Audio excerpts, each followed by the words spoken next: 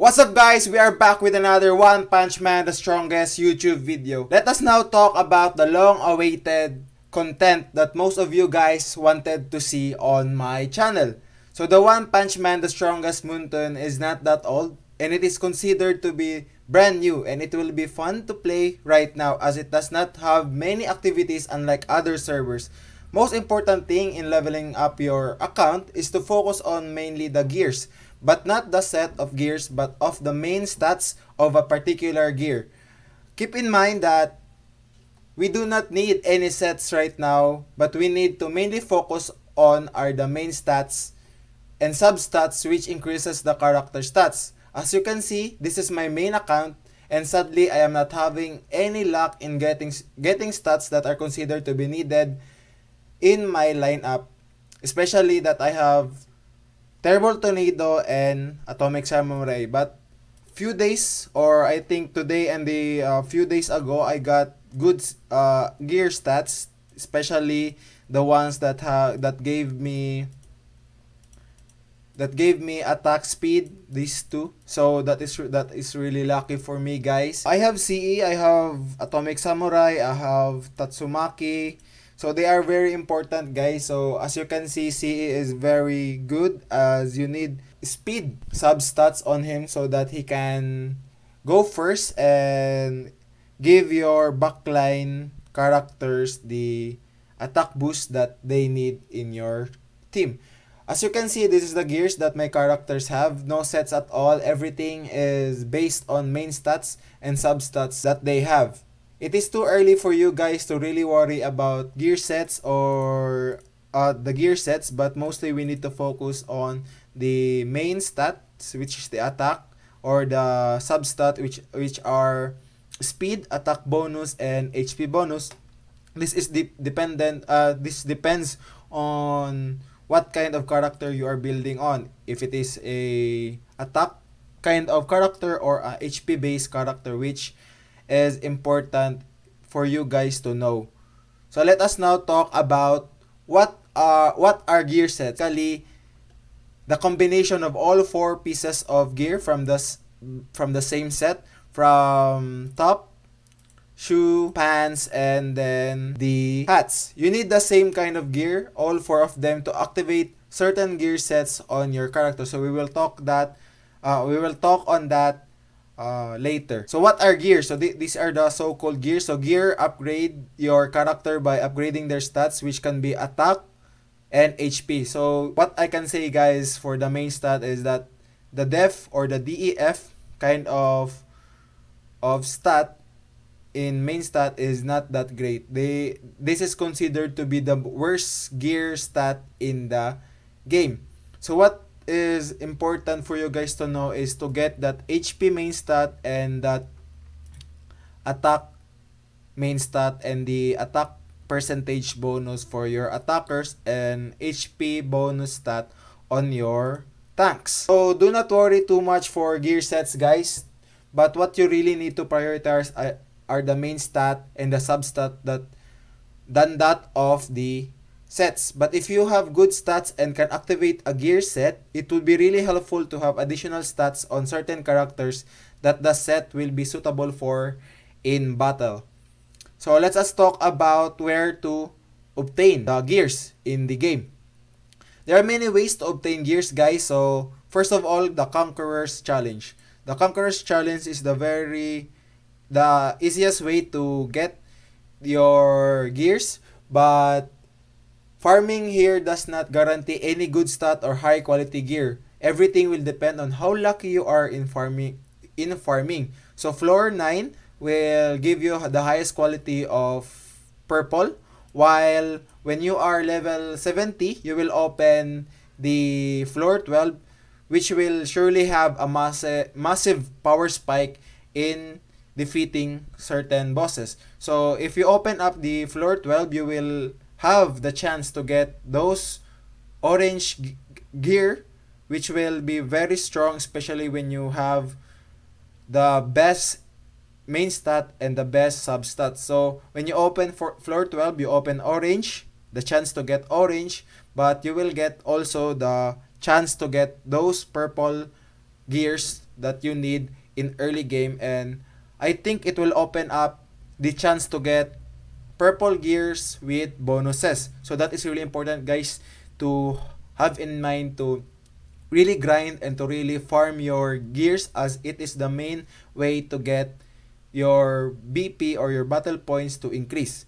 So now let us talk about the club challenges. So the club challenges is where you will be attacking club bosses.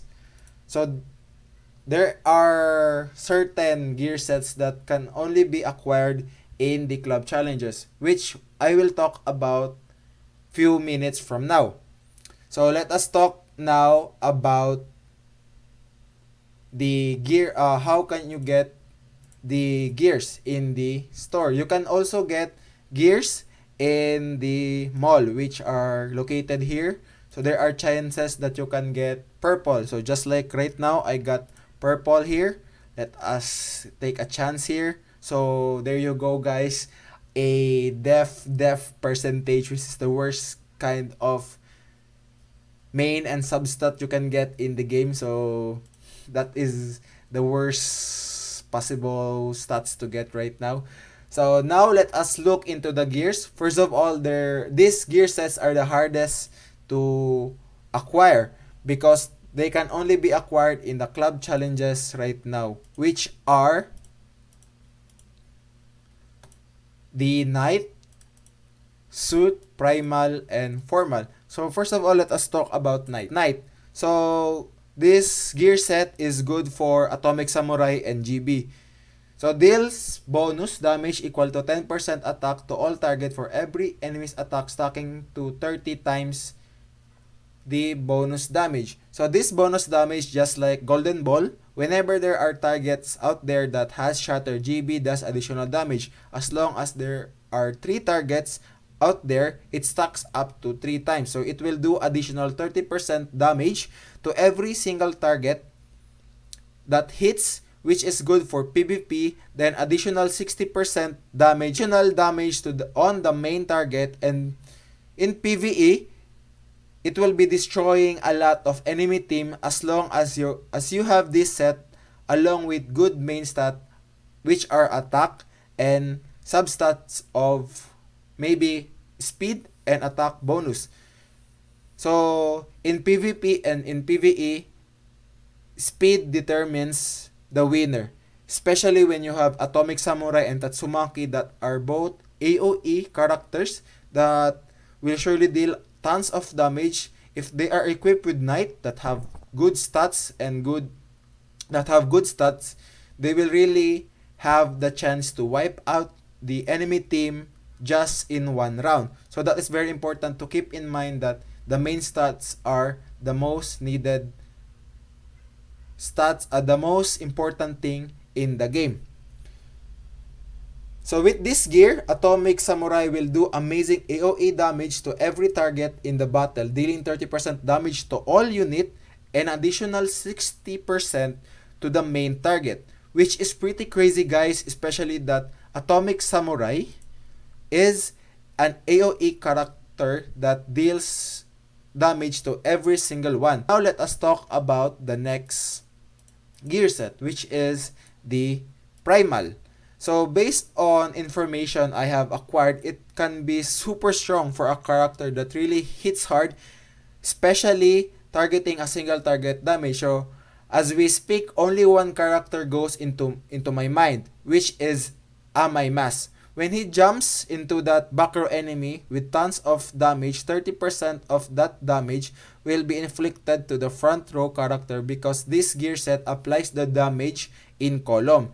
And then the main target will receive additional 30%, and with this 60% damage is dealt to the main target, while 30% in the front or back, depending on which character you equip this gear set on. With someone in the caliber of Amai Mas, he will certainly be devastating damage dealer, not only to one but two characters in front and back. As it explains, column is the pattern it takes. Sadly, we do not have Primal set on my account right now, so we will be skipping on watching Amai Mas in action. but you guys can try it out if you have the set. But based on my experience having Primal's gear set of Amai, he becomes a beast in hitting. With that, having this gear set on him is pretty much the best thing to do, especially when you are focusing on club challenges. Now, let us talk about this suit. So, the suit gear set is important to have on your tank characters. So, I don't have the best tank right now, which is Carnage Kabuto, which this gear set will really be amazing on him. This gear is good for CK generally and DSK, so Deep Seeking. If you have him as your core, any tank characters you have is great with suit. Even TTM or Tank Top Master benefits from this gear set, but the best character to give this set is of course the Carnage Kabuto, as he has reflection through his passive, and with this gear, it enhances that passive. As you can see, I don't have CK on this account, but talking about this gear set, it is best equipped for Carnage Kabuto for additional reflect damage that CK deals to all enemy characters. The gear set stats of Suit is amazing. The increase of damage reflect and the restore of HP percentage is amazing, guys. With this crazy gear, it enables you to heal and reflect damage taken by enemy. This can be used to any characters except those who are your damage dealers. So you can use this gear set in Institute so that you can deal damage to your enemy with your fooder characters while dealing tons of damage using your damage dealers. Now let us move on to the formal gear set. So the formal gear set description is when attacking debuff target, there is a 50% chance to inflict the same debuff to enemies in the same column. So this goes well with characters that have debuffs such as Shatter, Weaken, Injury, or Stun. So who am I talking about is CE. If you have CE, formal gear set is good. But always remember, guys, your formal gear set should have speed as substat so that he can go first every single turn, so that he will boost your backline characters while giving that debuff on your enemy character. Gear set affects not only the current debuff that is applied to a character, but also the debuff that the attacking character will apply after attacking the character. Example, you have a stun already in a character and your Atomic Samurai will apply Shatter, or Beast King will apply Injury to the front character. There would be a 50% chance to take the stun debuff to the character behind them, and then has another 50% chance to apply the Shatter or Injury onto that character that is behind the main target. This works in column, not in row, guys, so put that in mind. So the front and back is simply the column. So this works column, not row, so put that in mind, guys. As of now, Child Emperor he deals Shatter when crit damage is inflicted, and there is 50% chance to inflict the main target with stun for one run, which can be huge in PvP. So this is your CE, guys. This is my CE. So this is the main skill that you need to put in mind when you use the formal gear. So generally, the gear set which is formal is very important to those characters who have debuff such as CE, AS, Beast King, that you really need to put this one if you have a lot of formal sets, especially when you are farming in club challenges or you got lucky on getting reward on the club challenges. So now, let's talk about gear sets that can easily be acquired in Conqueror's Challenge, but this is only the gear set with different quality from white to purple. So quality will depend and the stat will depend in how lucky you are in hunting in Conqueror's Challenge. So let us talk first on the monks. So the monk gear set increases speed by 10%. So basically, monk increases the percentage of the character. So if you are aiming for a character to go first, especially Child Emperor, this gear set is good for him, but only for speed. If you can get Monk gear set that has speed as substat, you can use Monk gear set to further his speed, especially in the PvP. In game like this, speed is everything. You wanna be fast because you wanna strike first and burst your enemy with DPS and AoE of your characters. In every round, speed counts in demolishing the team you go up against. Monk gears with substats of speed are keepers. Keep as many gears set with substats as you can, especially those high quality purple to orange. But if you have the main stat of depth and substat of speed, even though you have speed, I suggest you dismantle that gear because it will really be a hindrance in your progress. So now let us talk about the martial arts. So martial arts generally increases attack by 10%.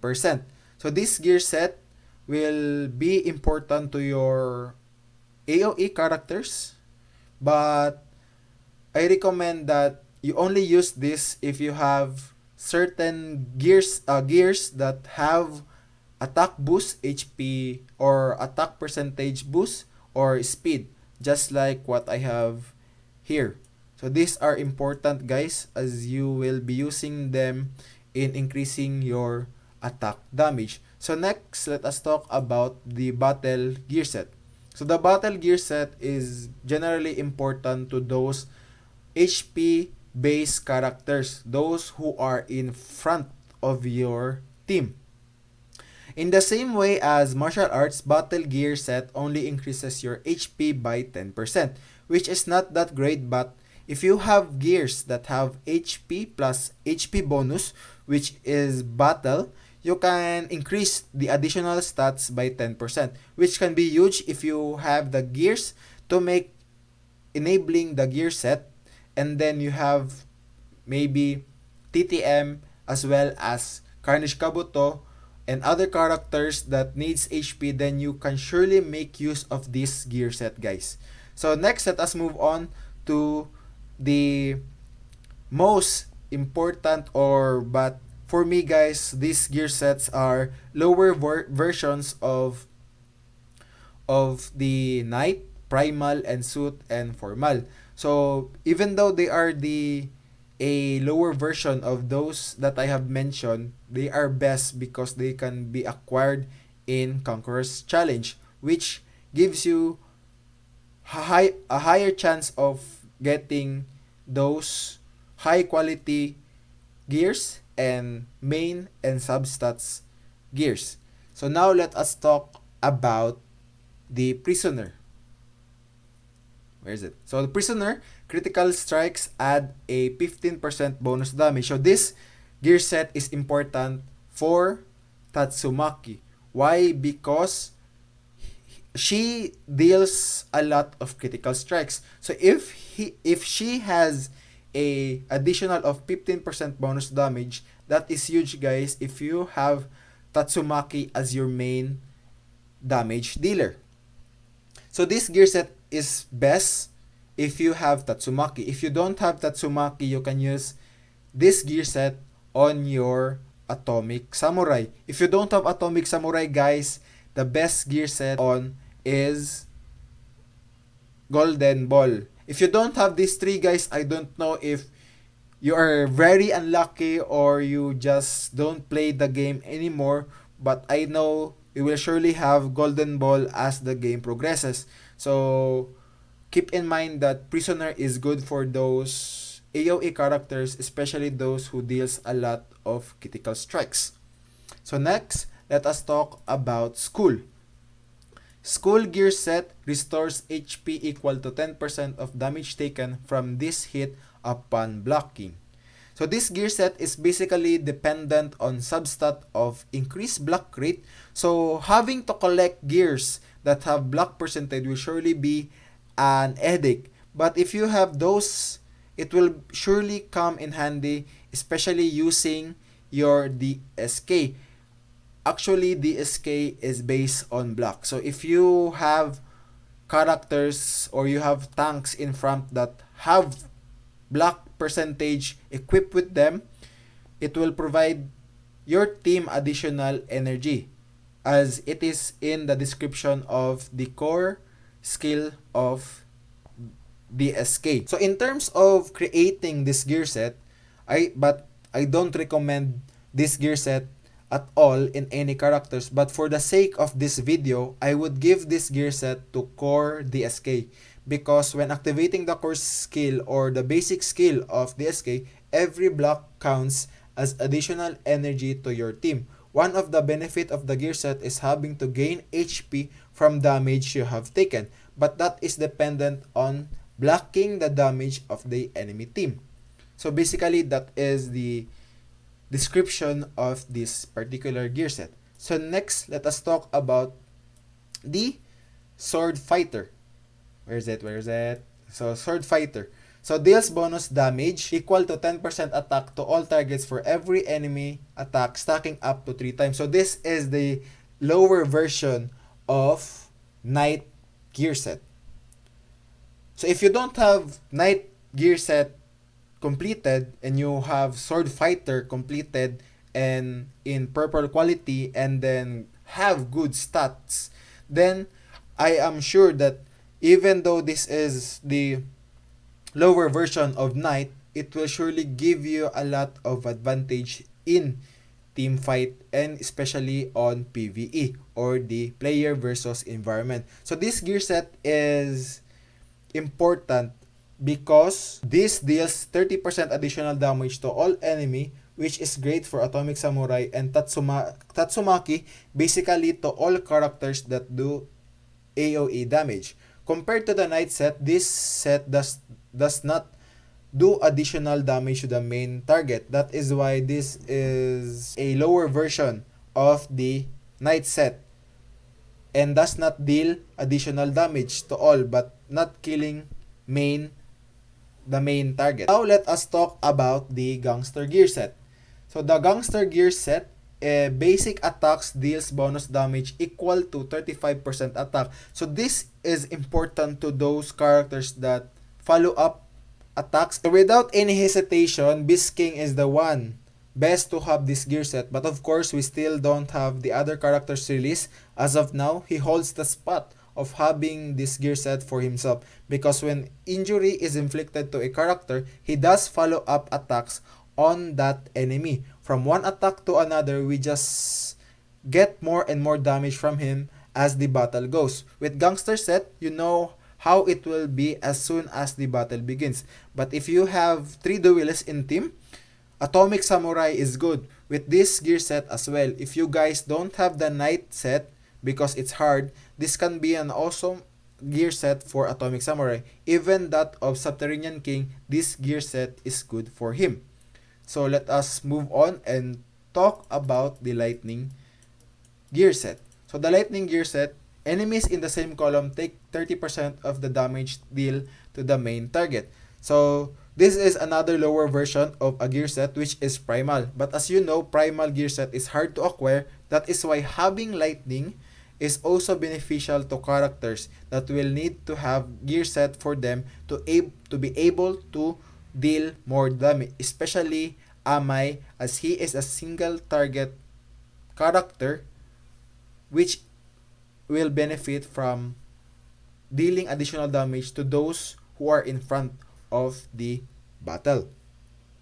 So now let us talk about the Casual, which is the last and final gear set that I'm going to talk about in this channel. So lastly, let us talk about Casual. I have always been into Casual because of Genus. So after taking an action, restores 10% of HP. So heal is important in team battles, and having Casual provides you that heal.